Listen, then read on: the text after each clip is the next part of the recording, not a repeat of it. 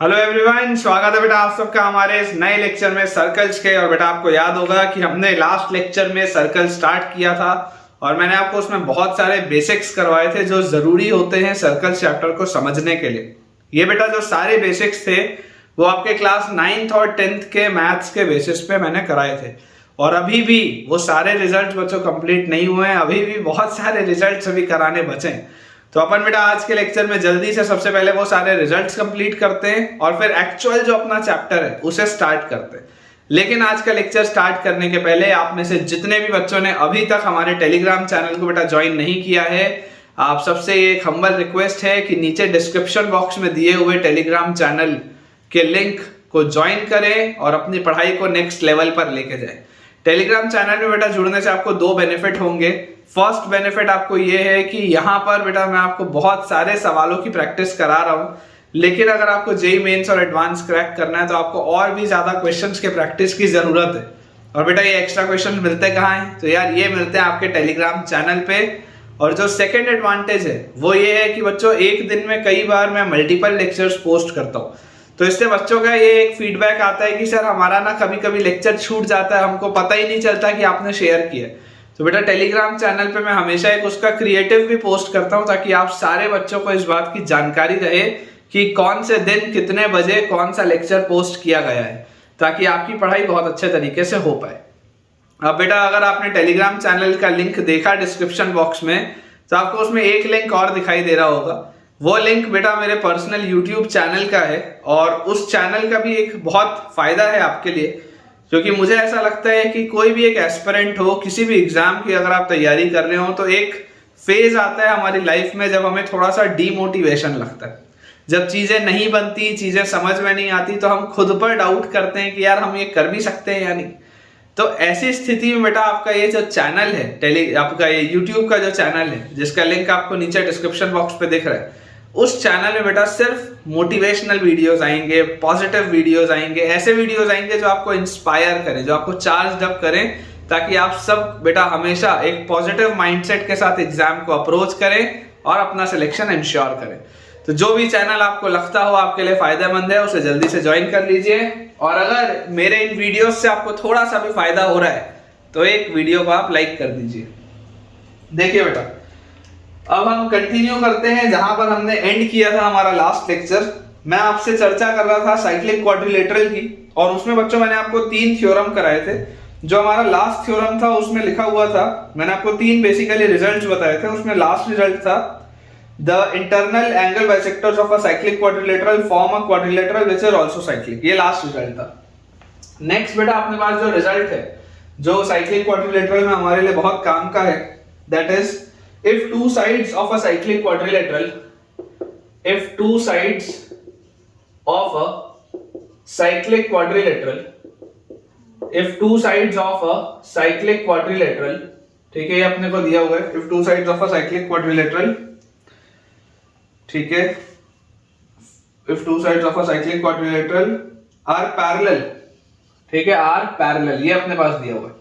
if two sides of a cyclic quadrilateral are parallel then the remaining two sides are equal, then the remaining two sides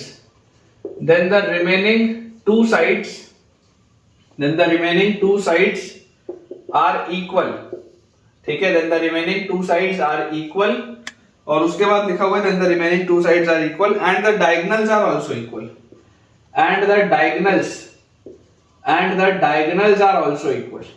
diagonals are also equal। ये बेटा जो profile बनेगी, ये profile मैंने आपको जब point chapter चालू किया था ना, जब मैंने आपको पॉइंट वाला चैप्टर स्टार्ट किया था तब बेसिकली ये वाली मैंने आपको प्रोफाइल बताई थी। उसमें पॉइंट चैप्टर में देखिएगा पहला लेक्चर मैंने क्वाड्रिलेटरल्स पर लिया था। ये आइसोसेलेस ट्रेपेजियम की बात हो रही है, ये वाली जो पूरी चीज है दिस इज आइसोसेलेस ट्रेपेजियम। अभी देखिएगा इसके बाद बेटा अपने पास लिखा हुआ है, इसी को आप और कैसा लिख सकते हैं, और this can be written as a cyclic trapezium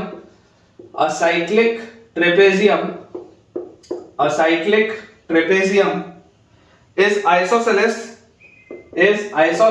a cyclic trapezium is isosceles and its diagonals are equal, and its diagonals are equal ठीक है, ये अपने पास दिया हुआ है कि एक आइसोसेलेस ट्रेपेजियम जो होता है साइक्लिक भी होता है और उसकी डायगोनल्स क्या होती है बच्चों, इक्वल होती है।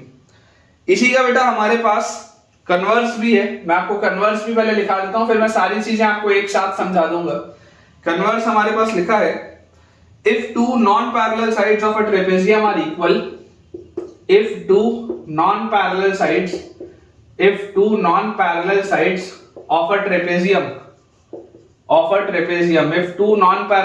of a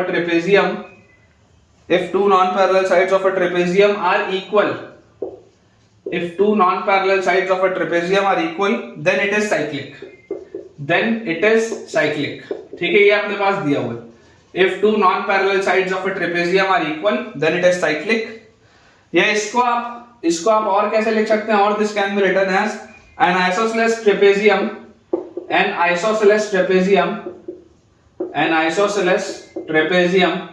is always cyclic। an isosceles trapezium is always cyclic। सबका मतलब एक ही है बेटा, इन सबका मतलब एक ही है। मैं आपको प्रोफाइल समझा देता हूं, जिस प्रोफाइल की मैं आपसे यहां पर बात कर रहा हूं। देखिए जो थ्योरम अपने पास है या ये जो रिजल्ट अपने पास है, इसमें बेटा 4 टोटल चीजें लिखी हुई हैं। मैं एक बार देख लेता हूं, बिल्कुल सही है। देखिए अब इसको मैं आपको एक्सप्लेन करता हूं। लिखा गया, if two sides of a cyclic quadrilateral are parallel then the remaining two sides are equal and the diagonals are also equal. बोलने का मतलब ये है, देखिए आप इस तरीके के लीजिए कि आपके पास दो साइड्स पैरेलल हैं। अब दो साइड्स अगर पैरेलल है मतलब ये ट्रेपेजियम का प्रोफाइल हुआ, दो साइड्स पैरेलल है तो ट्रेपेजियम का प्रोफाइल हुआ। तो थ्योरम बोलता है if two sides of a cyclic quadrilateral, आप बोल रहे हैं that this quadrilateral is cyclic. अब अगर बच्चों ये क्वाड्रिलेटरल साइक्लिक होगा तो इसका मतलब क्या है, ये अगर एंगल थीटा है तो ये वाला एंगल आपके पास होगा 180 माइनस थीटा। साइक्लिक की आप बात कर रहे हैं, और देखिए ये जो आपके पास दिया हुआ है, ये वाला अगर एंगल थीटा और ये दो लाइंस पैरेलल है तो ये वाला भी एंगल आपके पास 180 माइनस थीटा आएगा, है ना, interior angles on the same side, और उससे आपके पास ये वाला एंगल आ जाएगा थीटा। ये आपके पास प्रोफाइल है। If two sides of a cyclic quadrilateral are parallel, ये एक साइक्लिक क्वाड्रिलेटरल मेरे पास दिया हुआ था ABCD, और इसके आपको बोला जा रहा है कि दो साइड्स पैरेलल है, मतलब AB और बेटा CD आपके पास पैरेलल है, then the remaining two sides are equal. तो आपको ये बोला जा रहा है कि ये जो बचे हुए दो साइड्स होते हैं ये बराबर होते हैं, ये जो बचे हुए दो साइड्स होते हैं बराबर होते हैं, मतलब बेसिकली ये आइसोसेलेस ट्रेपेजियम की बात हो रही है। इसे मैंने कॉन्ग्रुएंसी ऑफ ट्रायंगल करके क्वाड्रिलेटरल जब मैं आपको पढ़ा रहा था, जिस दिन मैंने पॉइंट चैप्टर चालू किया था कोऑर्डिनेट ज्योमेट्री में, उसके पहले लेक्चर में ये बेटा होगा क्वाड्रिलेटरल जब मैंने आपको पढ़ाया था। तो वही लिखा है, two sides of a cyclic quadrilateral are parallel then the remaining two sides are equal and the diagonals are also equal। Remaining दो साइड्स तो इक्वल होते ही हैं और उसके डायगोनल्स भी इक्वल होते हैं। तो देखिए रिमेनिंग दो साइड्स मैंने इक्वल कर दिए, और बेटा ये जो आप डायगोनल बनाएंगे ये डायगोनल का लेंथ भी सेम होगा, ये डायगोनल का लेंथ भी सेम होगा। बेसिकली ये जो प्रोफाइल होता है, ये प्रोफाइल होता है आइसोसेलेस ट्रेपेजियम का, ठीक है, this is the profile of isosceles trapezium. और ये जो फिगर होता है, ये फिगर हमेशा आपके पास बच्चों साइक्लिक होता है, this is a cyclic figure, ठीक है, मतलब कि एक सर्कल इसमें से आप पास करवा सकते हैं, ये इसका मतलब है ना, कि a circle can be drawn passing through the vertices of these four vertices of the quadrilateral. आप इस तरीके से कर सकते हैं। वही देखो सारे स्टेटमेंट में लिखा हुआ है, अ साइक्लिक ट्रेपेजियम, अगर एक साइक्लिक ट्रेपेजियम होगा और वो आइसोसेलेस है तो उसकी डायगोनल्स इक्वल हो जाएंगी। फिर बोला जा रहा है कि अगर इसका कन्वर्स हो, कि अगर आपके पास दोनों नॉन पैरेलल साइड्स इक्वल हो गए ट्रेपेजियम के, तो ऑटोमेटिकली वो साइक्लिक हो जाएगा। या अगर आपके पास आइसोसेलेस ट्रेपेजियम है तो आइसोसेलेस ट्रेपेजियम साइक्लिक होता है। सबका मतलब वही है, सारी की सारी बच्चों चीजों का मतलब वही है। तो अप्रोच आपको क्या समझ के चलना है कि अगर आपके पास कभी भी एक आइसोसेलेस ट्रेपेजियम आ जाए तो आपको ये वाली प्रोफाइल याद आ जानी चाहिए। किसी भी सवाल में अगर आपके पास एक आइसोसेलेस ट्रेपेजियम आ जाए, ये वाली प्रोफाइल तुरंत हमारे माइंड में आनी चाहिए। नेक्स्ट अपने पास बच्चों लिखा हुआ है, लास्ट रिजल्ट है साइक्लिक क्वाड्रिलेटरल में, कि when the opposite sides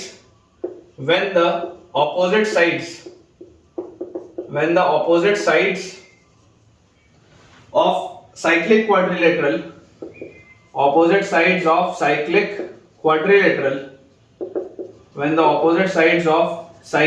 quadrilateral provided that they are not parallel, ठीक है, provided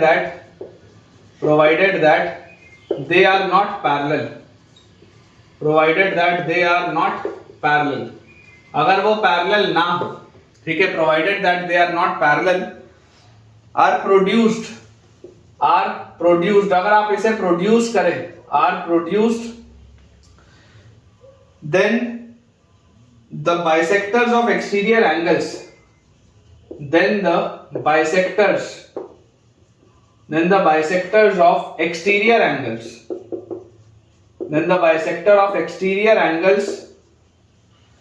thus formed intersect at right angle,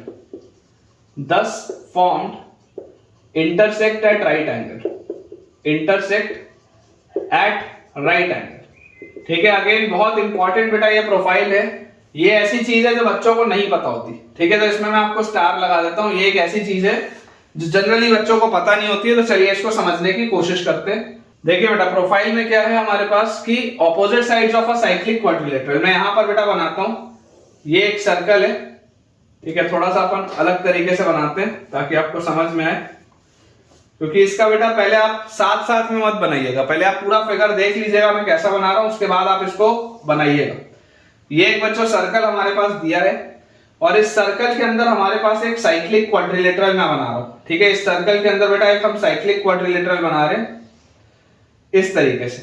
ये एक साइक्लिक क्वाड्रिलेटरल हमने बनाया, क्लियरली आपको दिखाई देता है कि इसमें कोई भी pair of opposite side parallel नहीं है, तो आप इसको प्रोड्यूस करिए, ठीक है। आप इसको इस तरीके से बच्चों प्रोड्यूस करिए। जब आप इसको इस तरीके से बेटा प्रोड्यूस करेंगे आगे, तो ये आगे बेटा प्रोड्यूस करने में इस तरीके का आपका पास फिगर बनेगा। मान लेते हैं ये आपके पास ए है, ये बी है, ये सी है और ये डी है। ये 4 पॉइंट्स हमारे पास दिए हुए ABCD, ठीक है ना। ये 4 पॉइंट्स हमारे पास दिए, लिखा हुआ है when the opposite sides of a cyclic quadrilateral provided that they are not parallel are produced. जब आप ऑपोजिट साइड्स को प्रोड्यूस करते हैं, then the bisectors of exterior angles thus formed intersect at right angle. जो exterior आपके पास angle बनेंगे, ये जो आपके पास एक्सटीरियर एंगल बनेंगे, इनका इंटरसेक्शन राइट एंगल पे होगा, ये अपने को बोला जा रहा है। मतलब कि अगर मैं यहाँ पे इसका बाइसेक्टर ऐसा बोलूं और इसका बच्चों अगर मैं बाइसेक्टर लिखूं इस तरीके से, ये इसका मैं बाइसेक्टर बोलूं, तो मुझे इसमें बेटा ये चीज प्रूव करनी है कि ये वाला एंगल 90 डिग्री, ये इसने आपको प्रूव करना है, ठीक है।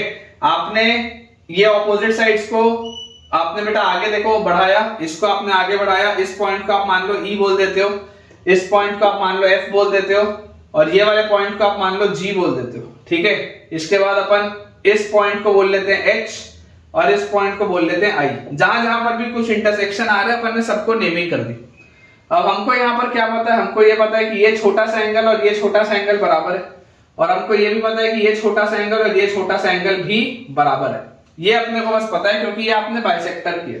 When the opposite sides of a cyclic quadrilateral, ये पूरा का पूरा क्वाड्रिलेटरल साइक्लिक था, मतलब कि angle A plus angle C की वैल्यू 180 डिग्री थी और angle B plus angle D की वैल्यू भी 180 डिग्री थी, ठीक है ना। Opposite angles were supplementary are produced at the bisector of exterior angle thus formed. इनके जो बाइसेक्टर्स होंगे they intersect at right angle, मतलब मुझे कुल मिला के एंगल HGI निकालना है, मुझे कुल मिला के एंगल HGI निकालना है और उसको 90 डिग्री प्रूफ करना है। ये इंपॉर्टेंट प्रोफाइल है, और अगर इस तरीके की बेटा प्रोफाइल आपको कभी भी दिखी तो आपको हमेशा ये बात पता होना चाहिए कि ये जो होते हैं बाइसेक्टर्स, ये 90 डिग्री पर इंटरसेक्ट होते हैं, ये आपको पता होना चाहिए।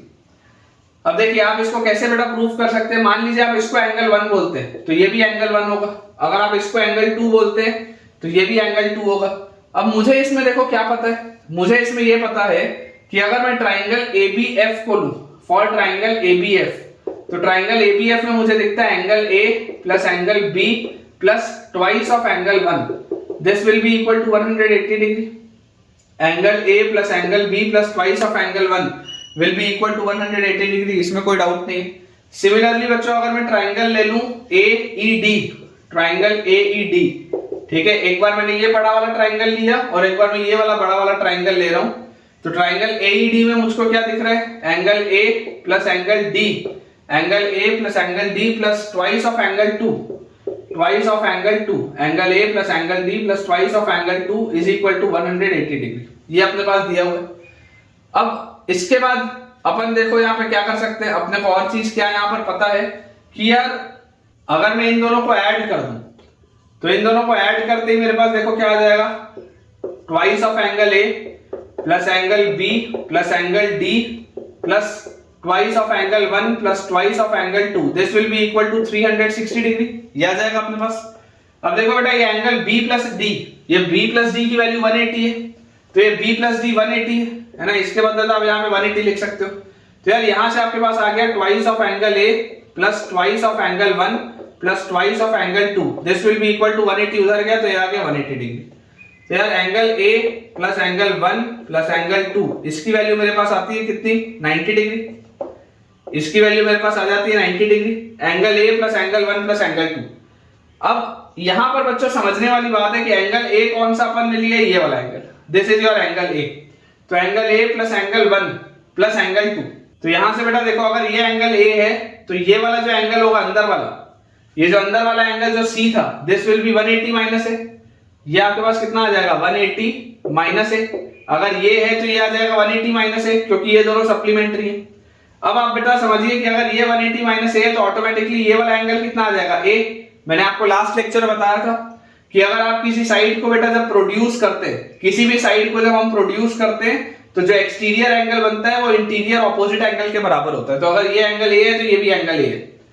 अब ये एंगल ए है, ये एंगल 2 है, तो यार ये वाला एंगल हमारे पास कितना आ जाएगा, ये वाला। आप जरा सोच के देखिए, मैं डार्क इसको कर रहा हूं, this is your exterior angle. ये वाले ट्राइंगल के लिए, ट्राइंगल CIE के लिए, ट्राइंगल CIE के लिए एक एक्सटीरियर एंगल है, तो this will B a+2, this will B a+ angle 2। ये वाला जो एंगल है बेटा, this is your exterior angle ना, तो इसकी वैल्यू कितनी आ जाएगी, a+ एंगल 2।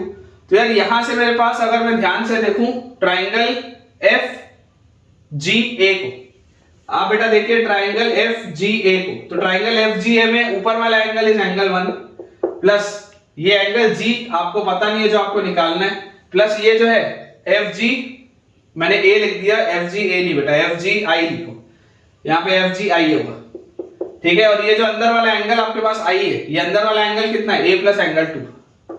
इस पूरे की वैल्यू आपके पास कितनी होनी चाहिए, 180 डिग्री होनी चाहिए। दोबारा देख लो, मैं ये वाला ट्राइंगल ले रहा हूं जिसको मैं शेड कर रहा हूं, ये बेटा जो ट्राइंगल को मैं शेड कर रहा हूं, मैं इस ट्राइंगल की बात कर रहा हूं आपके लिए, ये जो शेडेड ट्राइंगल है। तो इस शेडेड ट्राइंगल में आप क्लियरली देख सकते हैं ऊपर वाला एंगल है एंगल 1, ये आपको G निकालना था, 90 डिग्री के बराबर प्रूफ करना था। और ये वाला जो एंगल है इसको आप एक्सटीरियर एंगल बोल के क्या बोल सकते हैं, this is A, this is 2, तो this is angle A plus angle 2। तो यार यहां से देखो A+1 + 2 की वैल्यू 90 है, ये 1, ये 2 और ये A, इस पूरे की वैल्यू 90 है। तो एंगल G + 90 = 180, तो ऑटोमेटिकली आपके पास एंगल G की वैल्यू आ जाती है 90 डिग्री। और यही हमको बच्चों प्रूफ करना था, ये एंगल G आपको 90 डिग्री ही प्रूफ करना था। बहुत ही जबरदस्त प्रोफाइल है, मेरे हिसाब से तो बहुत इंपॉर्टेंट प्रोफाइल है। और ये वाली बेटा पर्टिकुलरली प्रोफाइल आपको आती थी या नहीं आती थी, मुझे कमेंट्स में आप बताइए, ठीक है ना। मेरे हिसाब से तो बहुत इंपॉर्टेंट है, लेकिन पता नहीं क्यों कई सारे टीचर्स इसको नहीं कराते, तो मेरे हिसाब से तो कराना चाहिए। कैसा आपको लगा बेटा, कमेंट्स में शेयर जरूर करें। नेक्स्ट अपने पास बेटा साइक्लिक क्वाड्रिलेटरल का टॉपिक कंप्लीट हो गया। Next is tangents to a circle. Tangents to a circle, basically हमने टेंजेंट पे बेटा जो भी थ्योरम पढ़े हैं मैं आपको वो करा देता हूं, और उसके बाद फिर अपन अपना मेन जो चैप्टर है वो स्टार्ट कर पाएंगे। तो हमारे पास थ्योरम 1 जो सबसे पहले हमको क्लास 10 में पढ़ाया जाता है वो क्या है कि a tangent to a circle, a tangent to a circle, a tangent to a circle is perpendicular to the radius, is perpendicular to the radius, is perpendicular to the radius through the point of contact, through the point of contact। ठीक है, ये अपने पास सबसे पहला result है कि जो tangent होता है वो रेडियस के परपेंडिकुलर होता है at the point of contact. ये आप सारे बच्चों को बेटा बात पता ही है। पहले इसका मैं कन्वर्स भी लिख देता हूं, उसके बाद आपको एक बार इसका फिगर बना के एक्सप्लेन करता हूं। कन्वर्स इसका बोलता है अ लाइन ड्रॉन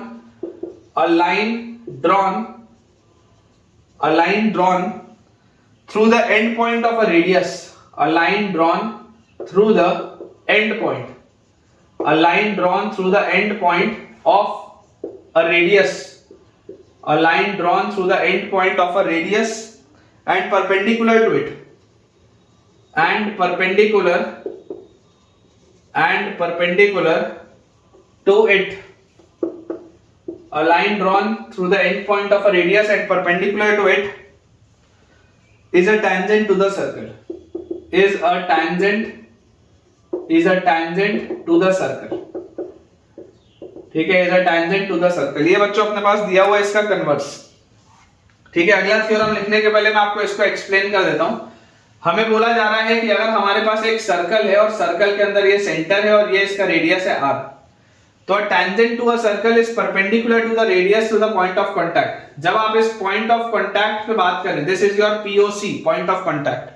तो जब बच्चों आप इस पॉइंट ऑफ कांटेक्ट पे बात करेंगे तो ये रेडियस और टेंजेंट आपस में क्या होंगे, परपेंडिकुलर होंगे. ये बात की जानकारी हमारे पास आनी चाहिए सबसे पहले. उसके बाद क्या लिखा है, इसका कन्वर्स लिखा हुआ है ना, ये आपका टेंजेंट होता है. This is basically your tangent line जो सर्कल को टच करता है, टच करते हुए क्रॉस होता है. A line drawn through the end point of radius and perpendicular to it is the tangent to a circle. मान लीजिए अगर आपको यही चीज बोल दी जाए कि आपके पास ये रेडियस r है, अब आप इसके एंड पॉइंट से एक लाइन बनाना चाहते हैं. आप इसके एंड पॉइंट से एक लाइन बनाना चाहते हैं इस तरीके से कि ये इस रेडियस के परपेंडिकुलर हो. आप इसके एंड पॉइंट से एक लाइन बनाना चाहते हैं इस तरीके से कि ये इसके रेडियस के परपेंडिकुलर हो, तो भी ये टेंजेंट ही होगा. बात एक ही है. This is also your tangent only. Same बात है. ठीक है बेटा, बात सेम है. तो आई बिलीव यार ये बहुत बेसिक सी बात है, आपको पता ही होगा. तो फिगर अपन क्लियर करते हैं और जो नेक्स्ट थ्योरम है वो लिखते हैं. थ्योरम 1 मैंने आपको करा दिया है. थ्योरम 2 बच्चों हमारे पास लिखा हुआ है, ये भी आपने पढ़ा है क्लास 10th में. थ्योरम सेकंड हमारे पास दिया है. If two tangents are drawn to a circle, if two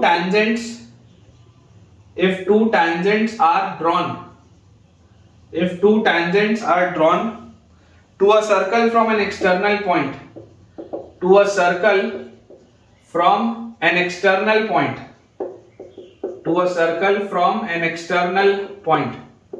ठीक है. if two tangents are drawn to a circle from an external point, then क्या क्या इसमें बेटा रिजल्ट्स होते हैं. पहला रिजल्ट होता है they are equal. First result is they are equal सबसे पहले. सेकंड अपने पास रिजल्ट आता है they subtend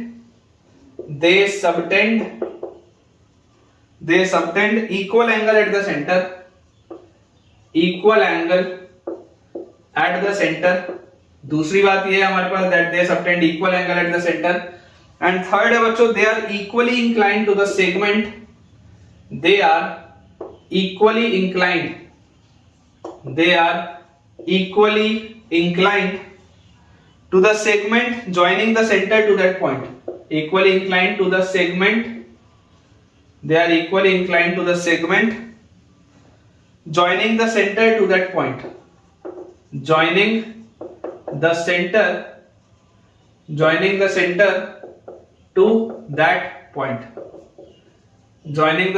to that point. ये अपने पास बच्चों देखो लिखा हुआ है. ये आपका सेकंड थ्योरम है. देखिए अगर अपन इसको एक्सप्लेन करें, ठीक है, तो मैं ये ऊपर वाली बेटा जो चीज है इसको क्लियर कर देता हूं और यहां पर मैं आपको इसको एक्सप्लेन करता हूं. देखिए if two tangents are drawn to a circle from an external point, अगर आपके पास एक सर्कल है और इस सर्कल पर आपने बेटा एक्सटर्नल पॉइंट से दो टेंजेंट्स ड्रॉ किए. किसी भी एक्सटर्नल पॉइंट P से आपने बच्चों दो टेंजेंट्स ड्रॉ किए. इस तरीके से हमने दो टेंजेंट बना दिए.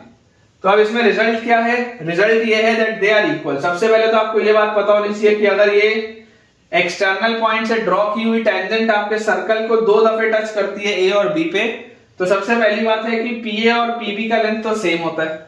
उसके बाद लिखा हुआ है they subtend equal angle at the centre. आप अगर यहाँ पे सर्कल का सेंटर बोलेंगे O और आप ये O से लेकर P को ज्वाइन करेंगे, तो ये जो लेंथ है टेंजेंट का, ये जो AP वाला टेंजेंट है, AP वाला टेंजेंट अगर इस पर थीटा एंगल बना रहा है, तो ये जो BP वाला टेंजेंट है वो भी इस पर थीटा एंगल ही बनाएगा. ये वाला जो टेंजेंट है ये सेंटर पे जो एंगल बनाएगा वो ये वाला टेंजेंट भी सेंटर पे एंगल बनाएगा. ये दोनों एंगल आपके पास सेम होंगे, सबसे पहली बात. और फिर लिखा हुआ है they are equally inclined to the line segment joining the centre to that point. Centre से इस पॉइंट को ज्वाइन करती हुई जो लाइन सेगमेंट होती है उस पर ये इक्वली इंक्लाइंड होते हैं. इक्वली इंक्लाइंड मतलब अगर ये वाला एंगल आपके पास फाई होगा तो ये वाला भी एंगल आपके पास फाई होगा. ये इसका मतलब है। ठीक है, क्लियरली आपको पता है कि टेंजेंट और रेडियस 90 डिग्री होते हैं, तो थीटा प्लस फाई की वैल्यू 90 डिग्री आ जाएगी। ये बात ऑब्वियस सी है, क्योंकि ये जो ट्राइंगल आपके पास बनेगा, this is a right angle triangle, ये टेंजेंट है, ये रेडियस है, ये पॉइंट ऑफ कांटेक्ट है, तो tangent and radius are perpendicular at point of contact. तो आपके पास थीटा प्लस फाई की वैल्यू ऑटोमेटिकली कितनी आ जाएगी बच्चों? थीटा प्लस फाई की वैल्यू आ जाएगी आपके पास 90 डिग्री। ठीक है, तो यार ये वाली प्रोफाइल हमको पता है और याद होनी भी चाहिए। थर्ड अपने पास बच्चों जो थ्योरम लिखा हुआ है वो थोड़ा सा अच्छा थ्योरम है, जनरली बच्चों को पता नहीं होता या बच्चे कंफ्यूज हो जाते हैं, तो इसमें आप स्टार लगा लीजिएगा।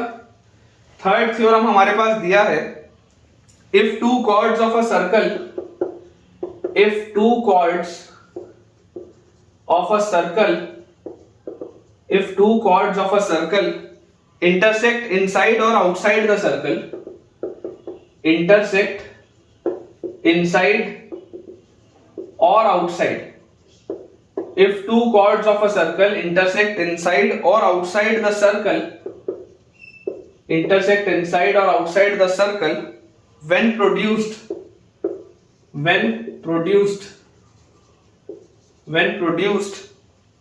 the rectangle formed by the two segments, the rectangle formed by the two segments of one chord, by the two segments of one chord, by the two segments of one chord is equal in area to the rectangle, is equal in area to the rectangle, is equal in area to the rectangle formed by the two segments, formed by the two segments, is equal to the rectangle formed by the two segments of the other chord, of the other chord। ठीक है, इसको बेटा आप note कर लीजिए। अब देखिए इसमें बोला क्या जा रहा है, मैं आपको समझाने की इसमें कोशिश करता हूं। आप इसको ऐसे बेटा सोच के देखिए, अगर आपके पास एक सर्कल है, ठीक है, अब इस सर्कल के लिए मैं आपको यार ये बोलता हूं कि मेरे पास ये एक कॉर्ड है और ये मेरे पास दूसरा कॉर्ड है। Let us say this is my chord AB and this is my chord CD and they are intersecting at a point P। Clearly आपको दिखाई दे रहा है कि मैंने रैंडम सा एक फिगर बनाया है और P कहीं भी किसी भी कीमत पर इस सर्कल का सेंटर नहीं है। ठीक है, तो एकदम मैंने नॉर्मल सा ये फिगर आपके लिए बनाया है और मैं ये भी आपको नहीं बोल रहा हूं कि AB इसका डायमीटर है ना। आपको अगर फिगर में ऐसा दिख रहा होगा तो अपन इसको थोड़ा सा मॉडिफाई कर सकते हैं, कोई दिक्कत नहीं है। आप इसको ऐसा बना लीजिए, आप इसको इस तरीके से बना लीजिए, ये आपके पास है बेटा B and this is your point A। आप ऐसा फिगर बना लीजिए, कोई दिक्कत नहीं, एकदम जनरल सा आप फिगर बनाइए, ना AB डायमीटर है, ना CD डायमीटर है, ना P इसका सेंटर, एकदम नॉर्मल सा फिगर। तो यार आपको यहां पर जो रिजल्ट होता है PA into PB is equal to PC into PD, ये रिजल्ट होता है। बेसिकली सिर्फ ये रिजल्ट होता है जो हमको पता होना चाहिए। देखो क्या लिखा है, if two chords of a circle intersect inside और आउटसाइड द सर्कल। अभी मैं इनसाइड इंटरसेक्ट कर रहा हूं, उसके बाद आउटसाइड करूंगा। Intersect inside the circle, the rectangle formed by the two segments of one chord। ये जो एक कॉर्ड है AB, बेटा ध्यान से देखिएगा, ये जो एक कॉर्ड है AB, इसके कितने सेगमेंट हो गए? दो हिस्से हो गए, एक हिस्सा AP और एक हिस्सा PB। तो क्या बोला जा रहा है, rectangle formed by the two segments of one chord. अगर मान लीजिए आपने इस तरीके का कोई रेक्टेंगल बनाया, rectangle formed by the two segments of one chord, ये वाले मान लो कॉर्ड के सेगमेंट्स के साथ, PA और PB के साथ, क्या आप बोल देते हैं इसको PA और इसको PB। ठीक है, तो rectangle formed by the two segments of one chord, अगर आप एक रेक्टेंगल बनाते हैं इन सेगमेंट्स का इस्तेमाल करते हुए, this will be equal in area to the rectangle formed by two segments of the other chord. ये बेटा बराबर होगा किसके, एक ऐसे रेक्टेंगल के जो यहां से बन रहा होगा, मतलब this will B PC into PD। Basically area of rectangle क्या होता है बेटा, एरिया इसका होता है PA इंटू PB, है ना, और इसका एरिया क्या होता है, इसका एरिया आपके पास आ जाता है PC इंटू PD बेसिकली वो बोलना सिर्फ ये चाह रहे हैं कि PA into PB PC into PD के बराबर होता है। वो रेक्टेंगल सिर्फ इस एरिया को रिलेट करने के लिए बोला जा रहा है। और बेसिकली ये क्या है, एरिया ही तो लिखा है ना। अगर आप मान लो एक रेक्टेंगल बना लो जिसका लेंथ पीए है और ब्रेड्थ पीबी है, तो एरिया ऑफ रेक्टेंगल क्या आ जाएगा, पीए इंटू पीबी। वैसे ही अगर मान लो आप एक रेक्टेंगल बना लो जिसका लेंथ पीसी और ब्रेड्थ पीडी है, तो इसका एरिया कितना आ जाएगा, पीसी इंटू पीडी। तो एरिया सेम होता है, सिर्फ एरिया सेम होता है। और अगर तुमको ये एरिया वाली चीज में कंफ्यूजन लगता है तो तुम तो सिर्फ इतना याद रखो कि अगर इस तरीके से इंटरसेक्शन होगा कॉर्ड्स का, तो जो दो सेगमेंट बनेंगे इस कॉर्ड के उनका product will be equal to दो सेगमेंट्स जो यहां से बनेंगे उसका प्रोडक्ट। सिंपल, आप तो सिर्फ इतना याद रखो। अगर आपको ये रेक्टेंगल में कंफ्यूजन होता है तो छोड़ दो, इस सब को छोड़ दो, कोई जरूरत नहीं है लिखने की। ठीक है, स्टेटमेंट जो लिखा है वो सिर्फ यही है कि रेक्टेंगल फॉर्म्ड है ना, एरिया ऑफ रेक्टेंगल फॉर्म लिख दो, then the rectangle form by the two segments, यहां पे एरिया लिख दो, then the area of rectangle formed by the two segments of one chord is equal in area to the rectangle formed by the two segments of the other chord। Basically आपको result सिर्फ ये याद रखना है कि ऐसा होता है। अब सवाल उठता है कि ये आया कहां से। ठीक है ना, रेक्टेंगल वाली देखो मैंने चीज बता दी, अगर इसको लेंथ और ब्रेड्थ मानोगे, इसको लेंथ और ब्रेड्थ मानोगे, तो ये एरिया और ये एरिया बराबर होगा अगर आप रेक्टेंगल इनसे बना रहे होते तो। सिर्फ इतना। इसका प्रूफ बहुत सिंपल सा है, आपकी ऑप्शनल एक्सरसाइज में ये सवाल के रूप में दिया हुआ है। ठीक है ना, क्लास 10 की ऑप्शनल एक्सरसाइज में ये सवाल के रूप में दिया हुआ है कि आप AC और BD को ज्वाइन कर दो। आप क्या करो, आप AC और BD को बच्चों ज्वाइन कर दो। जैसे आप AC और BD को ज्वाइन करोगे, आप बेटा ध्यान से समझने की कोशिश करो हो क्या है। ये पॉइंट P है यार, ये वाला एंगल और ये वाला एंगल बराबर होगा, वर्टिकली ऑपोजिट एंगल्स। ये दोनों एंगल बराबर होंगे, वर्टिकली ऑपोजिट एंगल। अब आप इस AD वाले आर्क को देखो, इस AD वाले आर्क में ये एक एंगल बन रहा है एंगल C, और AD वाले ही आर्क में ये एक एंगल बन रहा है एंगल B। तो बेसिकली ये एंगल और ये एंगल भी तो बराबर है, सेम आर्क में बन रहे हैं। तो बेटा आप बहुत आसानी से बोल सकते हैं कि ये वाले जो दोनों ट्राइंगल आएंगे, कौन कौन से, triangle PCA will be similar to triangle PBD। PCA और PBD ये दोनों ट्राइंगल सिमिलर हो जाएंगे यूजिंग AA सिमिलैरिटी। और जैसे आप AA सिमिलैरिटी से इनको सिमिलर करेंगे तो PC by PB is equal to AC by BD या DB, ठीक है, is equal to AP by PD। तो यार आपको क्या लेके आना है, आपको ये वाला देखो PA इंटू PB है ना, PA इंटू PB मतलब ये वाला आपको लेके आना है। ये वाले अगर आप दोनों रेशियो को लोगे तो देखो AP इंटू PB मतलब क्या है, PA into PB is equal to PC into PD आ जाएगा आपके पास। ठीक है, ये तो आपको लेके आना था। तो बहुत आसान सी बात, बहुत आसान सी बात। तो ये बेटा जो मैंने आपको अभी प्रोफाइल बताई, ये मैंने आपको प्रोफाइल बताई है जब अंदर इंटरसेक्शन हो रहा हो। अंदर अगर मान लो आपके पास इस तरीके का फिगर हो कि यार यहां पर मेरे पास ये दिया हुआ है और अब मुझे इस तरीके का कुछ बोला जा रहा है कि ये एक मेरे पास कॉर्ड है, ये मेरे पास दूसरा कॉर्ड है, और मैंने इसको बेटा एक्सटेंड किया बैक साइड, मैंने इसको बेटा बैक साइड एक्सटेंड किया। ये तो आपने लिख ही लिया होगा। इसको आप बेटा पीछे ऐसे एक्सटेंड करो। तो जैसे आप इसको बैक साइड में एक्सटेंड करेंगे तो ऑटोमेटिकली देखो आपके पास क्या आ जाएगा, इस तरीके का फिगर बन जाएगा। ये आपके पास इस तरीके का बच्चों फिगर बनेगा। तो यहां पर अगर मैं बोलता हूं कि यार this is A, this is B, this is C and this is D, और ये आपका पॉइंट P।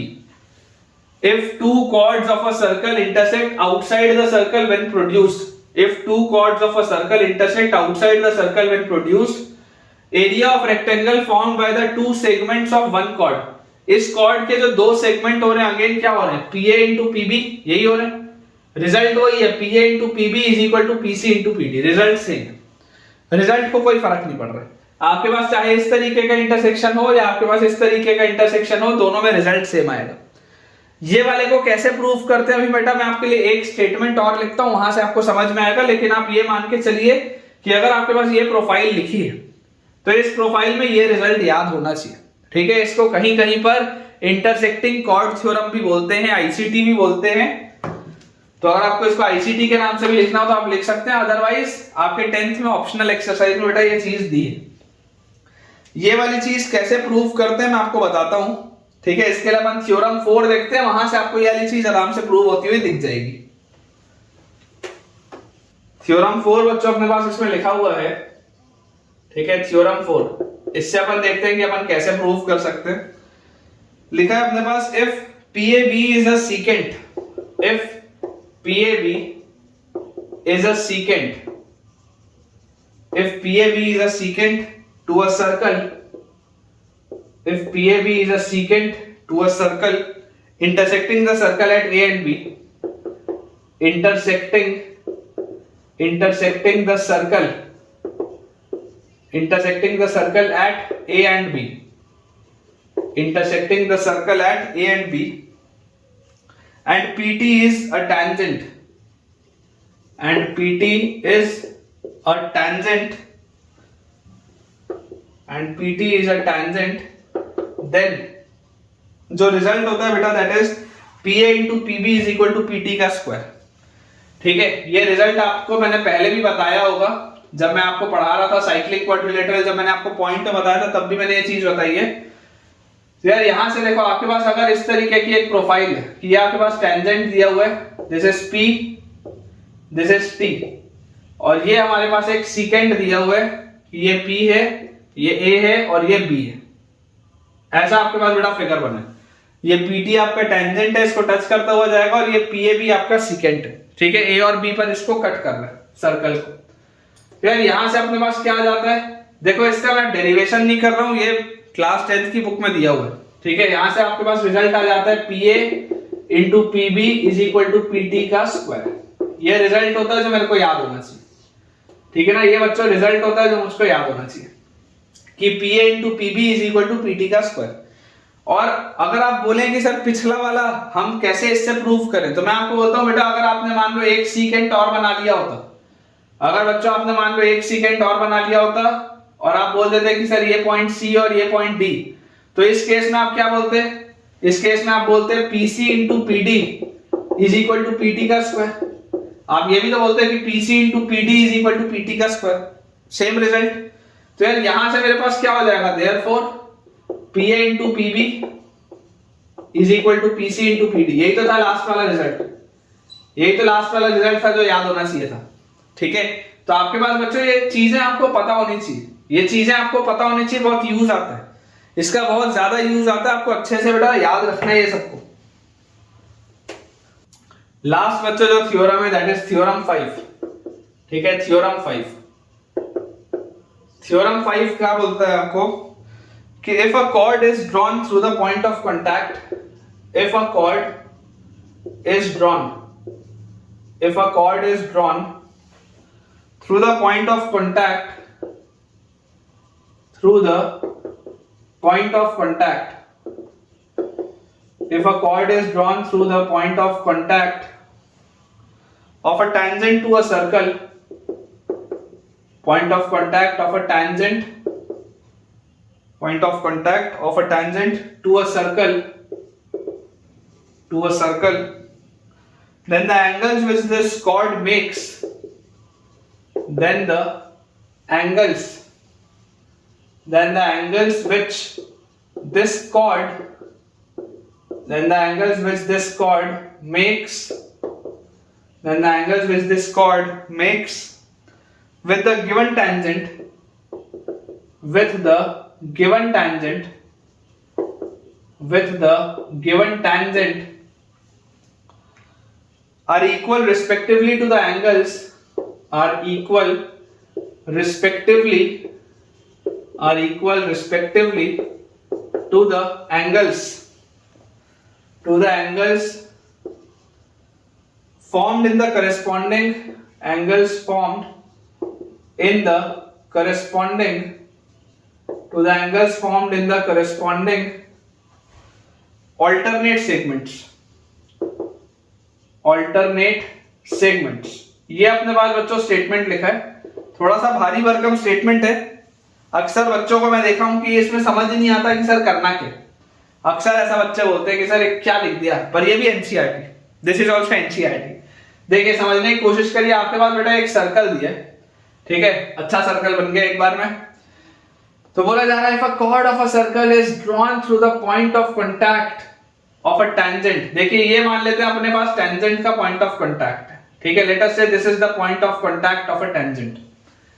तो if a chord is drawn through the point of contact of a tangent to a circle, अगर यहां पर से आपने एक कॉर्ड बनाया, ठीक है, यहां पर से मान लेते बेटा आपने एक कॉर्ड बनाया PA, तो हमें बोला जा रहा है then the angle which this chord makes with the given tangent, ये जो एंगल बच्चों इससे बनाएगी, ये जो एंगल थीटा बनाएगी, ये वाली कॉर्ड इस टेंजेंट के साथ, ठीक है ना, मान लेते हैं अपने पास ये जो टेंजेंट है दिस इज टेंजेंट PT, मान लेते हैं this is your tangent PT, तो ये जो PT वाले टेंजेंट के साथ ये PA वाला कॉर्ड आपका एंगल बनाएगी theta, with the tangent are equal respectively to the angle formed in the corresponding alternate segment।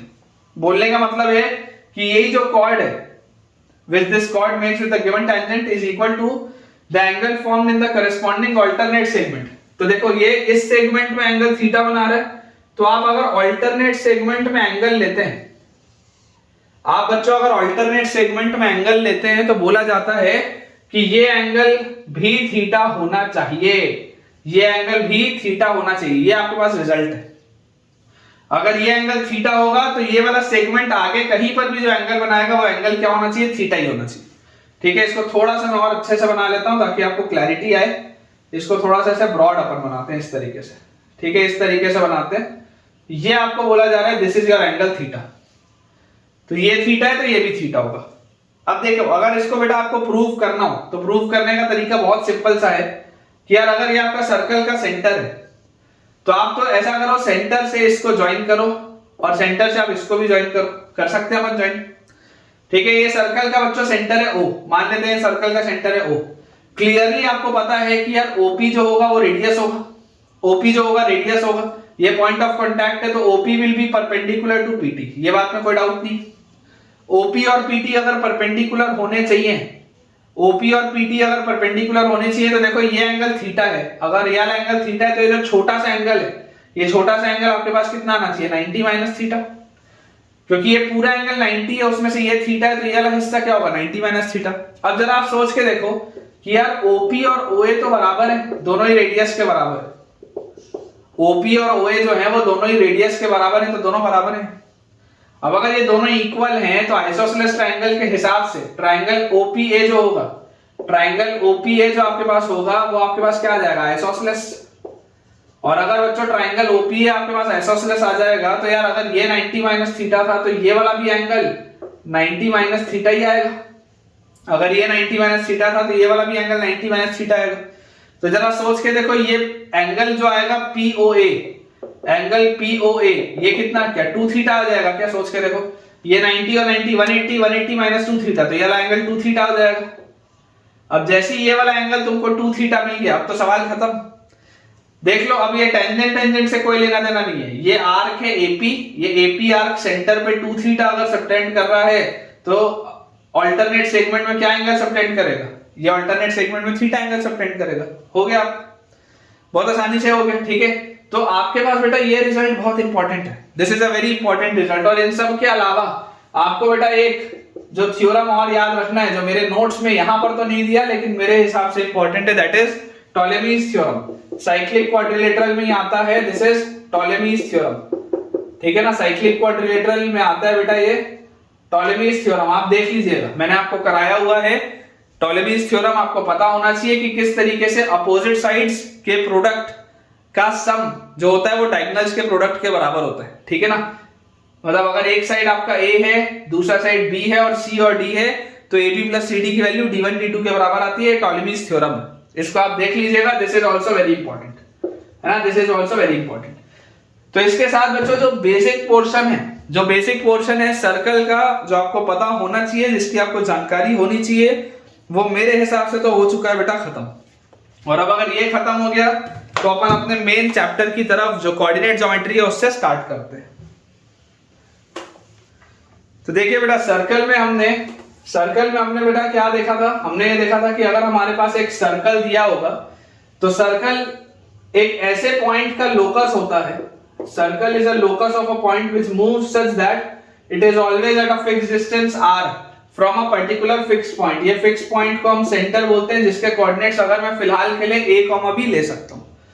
ठीक है, तो सेंटर जो है ये आपका फिक्स्ड है, this is a, b, this is fixed.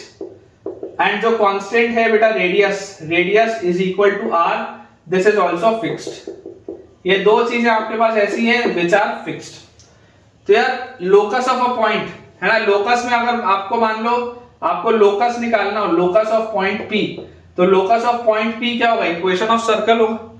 Locus of point P he equation of circle होगा, या आप इक्वेशन ऑफ इसका सर्कमफेरेंस बोल लो, बात एक ही। तो इक्वेशन हमारे पास क्या आ जाएगा बच्चों, इक्वेशन आ जाएगा डिस्टेंस फॉर्मूला अगर लगाएं तो root over h minus a का whole square plus k minus b का whole square is equal to radius r के बराबर होना चाहिए। और अगर मैं स्क्वायर कर दूं दोनों साइड तो यहां से मेरे पास आ जाता है x माइनस a का whole square plus y minus b का whole square is equal to r square. ये रिजल्ट है बेटा, this is the equation of a circle, this is the equation of a circle जो हमको पता होना चाहिए, ठीक है ना। Required equation of a circle यही होगा। एंड इस फॉर्मेट में जो इक्वेशन आता है, दिस फॉर्मेट में जो इक्वेशन आता है, तो this is equation of circle, equation of circle in point या इन सेंटर रेडियस फॉर्म, ऐसा लिखो, इन सेंटर रेडियस फॉर्म। मतलब कि अगर आपको सेंटर के कोऑर्डिनेट्स पता हो और रेडियस पता हो तो आप झट से इसका इक्वेशन लिख सकते हैं सर्कल का। यहां पर a, b क्या है, a, b आपका सेंटर है, ठीक है, सेंटर के कोऑर्डिनेट्स, और r क्या है, r आपका रेडियस है, जो हमको पता होना चाहिए। a, b is the centre, coordinates of centre, and r is the radius, ठीक है। तो ये बेटा चीज की जानकारी हमारे पास होनी चाहिए सबसे पहले तो। अब इसमें एक स्पेशल केस होता है, इसमें बच्चों एक स्पेशल केस होता है। स्पेशल केस किसका, when the centre lies at origin. अगर मान लीजिए आपके पास कोई एक ऐसा सर्कल हो जिसका सेंटर ओरिजिन पे हो, तो special case when centre lies at origin, when centre lies at origin, जब सेंटर ओरिजिन पे हो, इसका मतलब a, b जो है दैट इज 0,0, इसका मतलब a, b जो है दैट इज 0,0। तो इस केस में इक्वेशन ऑफ सर्कल जो आपके पास होगा, equation of circle will be x square plus y square is equal to r square.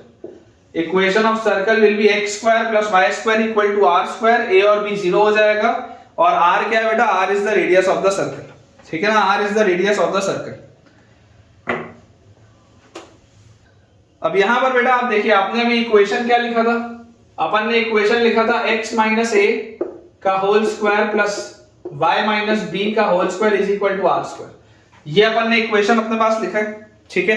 इसको अगर मान लीजिए मैं एक्सपैंड करता हूं, तो दिस इंप्लाइज आपके पास ये आ जाएगा x square plus a square minus 2ax plus y square plus b square minus 2by is equal to r square. ये अपने पास आ जाएगा।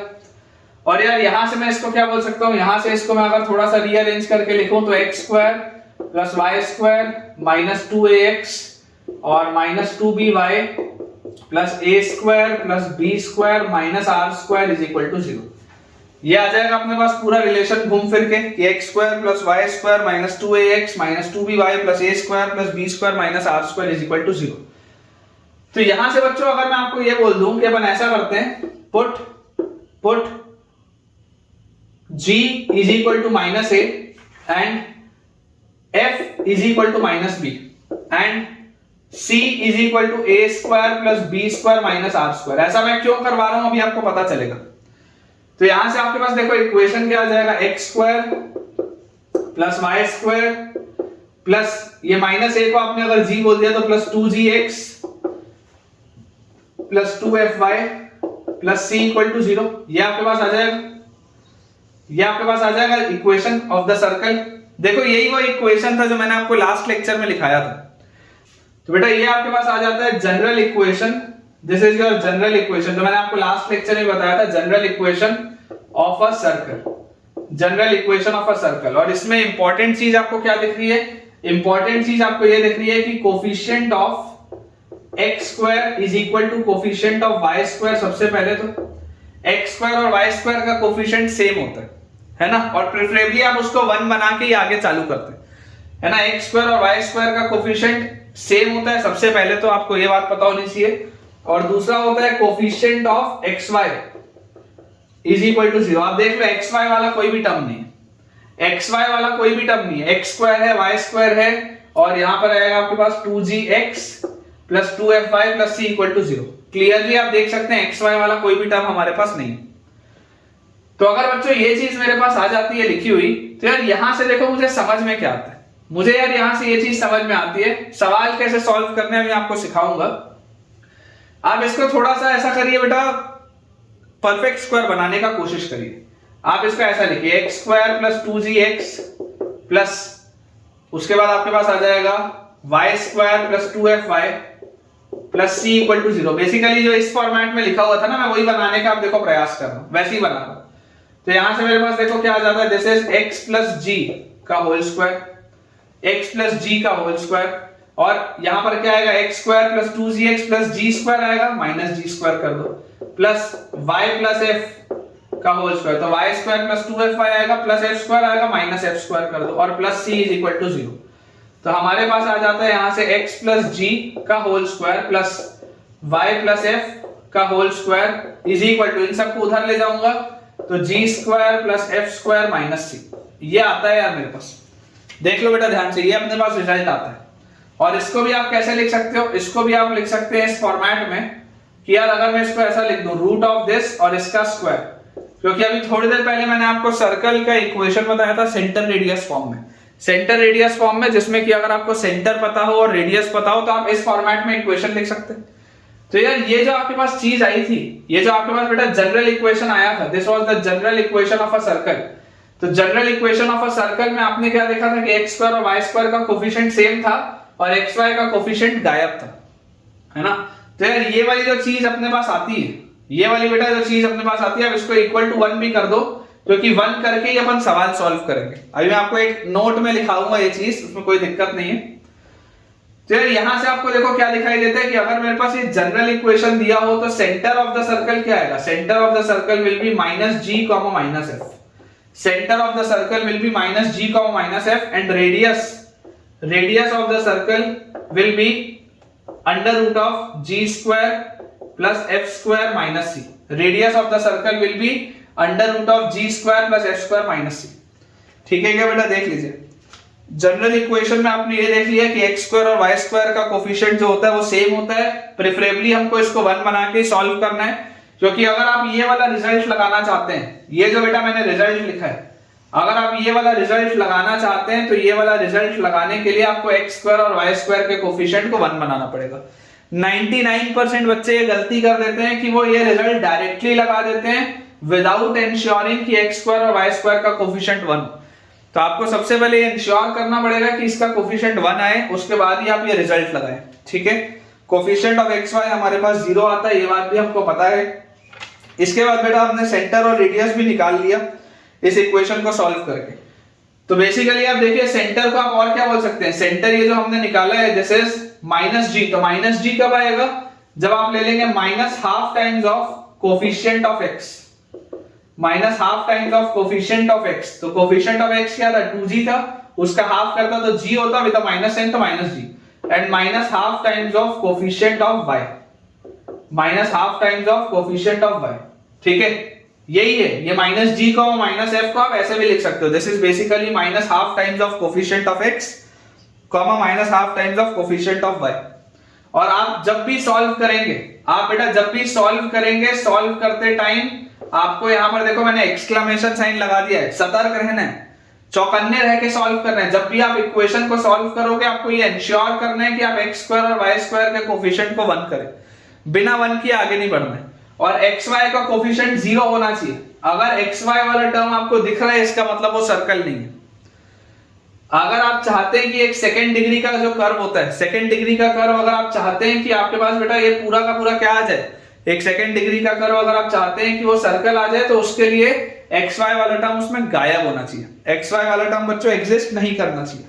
ठीक है, तो देखिए मैं यहां पे लिख देता हूं कि for a second degree curve, for a second degree curve ax square plus 2hxy plus by square plus 2gx plus 2fy plus c equal to 0। ये अगर हम चाहते हैं कि एक सेकंड डिग्री कर्व हमारे पास दिया हुआ है और आप इसको अगर बेटा सर्कल बोलना चाहते हैं, है ना, for a second degree curve this to be a circle, to be a circle आपको क्या बोलना पड़ेगा, a की वैल्यू b के बराबर होनी चाहिए और h की वैल्यू 0 होनी चाहिए, ये आपको बोलना पड़ेगा। ये आपको इंश्योर करना जरूरी है बेटा कि कोफिशिएंट ऑफ एक्स स्क्वायर और coefficient of y square same हो और h की वैल्यू 0। ये इंश्योर करना बहुत ज्यादा जरूरी है, अदरवाइज गलतियां हो सकती है। अभी मैं आपको बच्चों सवाल कराऊंगा, देखिएगा सवाल में आपका बेटा कंसेप्ट इंक्रीज होगा, ठीक है ना। कोफिशिएंट ऑफ एक्स स्क्वायर और coefficient of y square same होना चाहिए, सॉल्व करते टाइम आपको उसको 1 बनाना है। और जो कोफिशिएंट ऑफ एक्स वाई होता है that is h, coefficient of x y, देखो एक्स वाई वाला टर्म नहीं है ना, कोफिशिएंट ऑफ एक्स वाई को आपको 0 करना है। अगर आपके पास कोफिशिएंट ऑफ एक्स वाई मिल रहा है इसका मतलब वो सर्कल हो ही नहीं सकता। आप अगर चाहते हैं कि इक्वेशन सर्कल हो तो एक्स वाई वाला टर्म गायब होना चाहिए, मतलब कि ये h का वैल्यू 0 होना चाहिए। ये याद रखना, this has to be remembered, ठीक है। मैं स्टार लगा दिया हूं, ये चीज आपको याद रखनी बहुत जरूरी है, इसमें गलतियां हो जाती हैं। सेकंड डिग्री जो कर्व है बेटा, general second degree curve circle, parabola, ellipse, hyperbola सब कुछ बनाएगा, लेकिन कब कब कौन कौन से केस में कैसे कैसे बनाएगा वही हमको सीखना है। तो सर्कल के लिए मैंने आपको कंडीशन बता दी कि सर्कल कब होता है, जब कोफिशिएंट ऑफ एक्स स्क्वायर और coefficient of y square same हो, कोफिशिएंट ऑफ एक्स वाई 0 हो। और जब भी मुझे सॉल्व करना होगा क्वेश्चन को, तो क्वेश्चन सॉल्व करते टाइम मैं कोफिशिएंट ऑफ एक्स स्क्वायर और वाई स्क्वायर को पहले 1 बनाऊंगा, उसके बाद ये फॉर्मूला लगाऊंगा, उसके पहले मुझे फॉर्मूला लगाना ही नहीं है कोई भी, ठीक है। चलिए इसको बेटा अपन क्लियर करते हैं और एक क्वेश्चन सॉल्व करते हैं। देखिए बेटा क्वेश्चन अपने पास इसमें लिखा है, सवाल दिया हुआ है कि find the centre and radius, find the centre and radius. आपको सेंटर और रेडियस बताना है कि क्या आएगा। Find the centre and radius. पहला अपने पास दिया हुआ है x square plus y square minus 4x plus 6y, x square plus y square minus 4x plus 6y minus 3 is equal to 0। अब बेटा ध्यान से इसको सोचिएगा कि यार अगर ये मेरे पास लिखा हुआ है तो मुझे पता है कि सबसे पहले तो इसको सॉल्व करने के लिए एक्स स्क्वायर और वाई स्क्वायर का कोफिशिएंट 1 बनाना होता है। 1 बना हुआ है ना, हाँ 1 बना हुआ है, बिल्कुल सही बात। तो अब मुझे पता है कि सेंटर क्या होता है, सेंटर के कोऑर्डिनेट्स आपके पास होते हैं minus half times of coefficient of x comma minus half times of coefficient of y, ये अपने पास होता है, ठीक है। या आप इसको बोल सकते हो कि this is minus g comma minus f, ये आपको पता है क्योंकि आपका जो जनरल इक्वेशन होता है, जनरल इक्वेशन हम क्या लिखते हैं, हम जनरल इक्वेशन लिखते हैं x square plus y square plus 2gx plus 2fy plus c equal to 0, ये हमारा जनरल इक्वेशन होता है। तो बच्चों जरा सोच के देखो, यहां से आप अगर देखेंगे ध्यान से तो यार 2gx है और यहाँ पे माइनस 4x है, तो 2g की वैल्यू क्या होगी, 2g की वैल्यू माइनस 4 होगी। वैसे ही 2f की वैल्यू क्या होगी, 2f की वैल्यू 6 होगी। वैसे ही c की वैल्यू क्या होगी, c की वैल्यू माइनस 3 होगी। तो यार g की वैल्यू मेरे पास आ जाती है माइनस 2, f की वैल्यू मेरे पास आ जाती है 3 और c तो माइनस 3 दिया ही हुआ है। तो रेडियस क्या आ जाएगा, radius will be root over g square plus f square, ठीक है। Radius will be root over g square plus f square minus c मतलब प्लस 3। तो यार ये कितना आ रहा है, 9 और 3 12, 12 और 4 16, 16 का रूट इज 4। तो बच्चों सेंटर आपके पास जो आएगा, सर्कल का centre is minus g minus f। Centre हमारे पास आ जाएगा माइनस g माइनस f, मतलब कि 2 माइनस 3, एंड रेडियस हमारे पास आ जाएगा 4। रेडियस हमारे पास आ जाएगा 4। तो इक्वेशन अगर मान लीजिए पूछ लिया होता सर्कल का, इक्वेशन पूछा नहीं है लेकिन अगर पूछ लिया होता तो सेंटर रेडियस फॉर्म में x माइनस x1 मतलब x माइनस 2 का whole square plus y minus y1 मतलब y प्लस 3 का whole square is equal to radius का स्क्वायर मतलब 16। ये अपने पास आंसर आएगा बेटा, चेक कर लीजिए। सेंटर आपके पास आ जाएगा 2 माइनस 3, बिल्कुल सही है, और रेडियस आपके पास आ जाएगा 4, बिल्कुल सही, ठीक है। और उससे अगर आपको इक्वेशन ऑफ सर्कल लिखना हो तो x माइनस x1 का square plus y minus y1 का square is equal to r square, ऐसे अपन लिख सकते हैं। एक और बेटा मैं आपको कराता हूं सेम पैटर्न का सवाल, ठीक है। सेम पैटर्न का सवाल देखिए, लिखा हुआ है हमारे पास 4x square plus 4y square minus 16x minus 12y minus 16x minus 12y plus 21 is equal to 0। अब जैसा मैंने आपको बताया 99% बच्चे फ्लो में गलतियां कर देते हैं। सबसे पहला स्टेप सर्कल का, अगर आप सवाल सॉल्व कर रहे हैं तो ध्यान से सुनिए।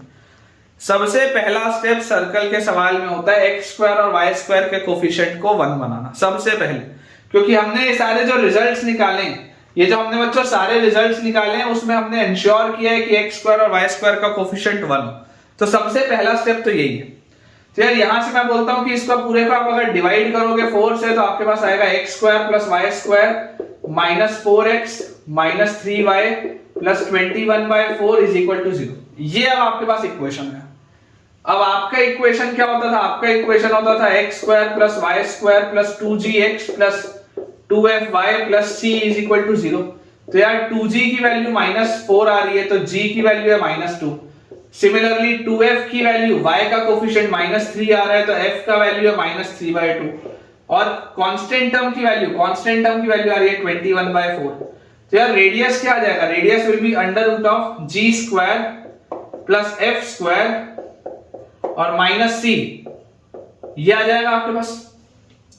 तो यार यहां से मेरे पास देखो क्या आ गया 16, 4 into 4 is 16, 16 plus 9 is 25, 25 minus 9, ठीक है, ये आपके पास आ जाएगा 16/4। तो 16 plus 9 25 minus 21, तो 25 minus 21 होता है 4, 4/4 होता है 1। यार रेडियस तो 1 आ रहा है। और सेंटर क्या आ रहा है हमारे पास? सेंटर के अगर आप कोऑर्डिनेट्स बोलेंगे, सेंटर के बच्चों अगर आप कोऑर्डिनेट्स बोलेंगे तो आपके पास आ जाएगा देखिए -g, -f मतलब 2, 3/2। तो अब ना जो अगर मान लीजिए कोई आपसे इक्वेशन ऑफ सर्कल पूछ लेता, इक्वेशन ऑफ सर्कल, तो इक्वेशन ऑफ सर्कल होता है x minus a whole square plus y minus b whole square is equal to radius का स्क्वायर इज 1। चेक कर लेते हैं बेटा अपना आंसर। तो देखिए सेंटर अपने पास है 2, 3/2, बिल्कुल सही। रेडियस अपने पास है 1, बिल्कुल सही। और इक्वेशन ऑफ सर्कल तो हमने एकदम सही लिखा ही। तो आई होप बेटा आपको ये बेसिक सा जो पॉइंट है वो अच्छे से क्लियर हो गया होगा। सर्कल का कोई भी सवाल है ना, एज अ थंब रूल आपको याद रखना है, एज अ थंब रूल कि सर्कल का अगर मैं कोई भी सवाल बना रहा हूँ तो मैं सबसे पहले मैं ये इंश्योर करूंगा कि यार मेरे पास क्या होना चाहिए, मेरे पास एक्स स्क्वायर और वाई स्क्वायर का कोफिशिएंट होना चाहिए 1 सबसे पहले। अगर एक्स स्क्वायर और वाई स्क्वायर का कोफिशिएंट 1 नहीं है तो मैं सर्कल के सवाल में आगे बढ़ूंगा ही नहीं। तो आज के लिए बेटा अपन ऐसा करते हैं, इतना ही रखते हैं, ठीक है, आज के लिए इतना ही रखते हैं। और अगले लेक्चर से अब प्रॉपरली पूरा सर्कल का कंसेप्ट चलेगा, कोऑर्डिनेट ज्योमेट्री वाला। आज मैंने कुछ आपको बेसिक भी कराया और मैंने सर्कल की जो बेसिक इक्वेशंस थी वो डिराइव कर दी। एंड आई होप बेटा कि आपको आज का सवाल, आज के सारे लेक्चर में जितने भी हमने सवाल किए हैं, जो भी हमने कंसेप्ट सीखे हैं वो आपको अच्छे लगे होंगे और उसमें हो सकता है कुछ चीजें आपके लिए न्यू भी हो। तो आज आपने बेटा मुझसे क्या नया सीखा मुझे कमेंट्स में आप बताएं। और अगर आपको आज के लेक्चर से फायदा हुआ है, थोड़ा भी इंटरेस्टिंग आपको अगर आज की चीजें लगी हैं, तो जल्दी से वीडियो को लाइक करें, चैनल को सब्सक्राइब करें और दोस्तों के साथ बेटा मैक्सिमम अपने दोस्तों के साथ आप इस वीडियोस को शेयर करो ताकि उन सारे बच्चों की पढ़ाई बहुत बढ़िया तरीके से हो पाए। Thank you.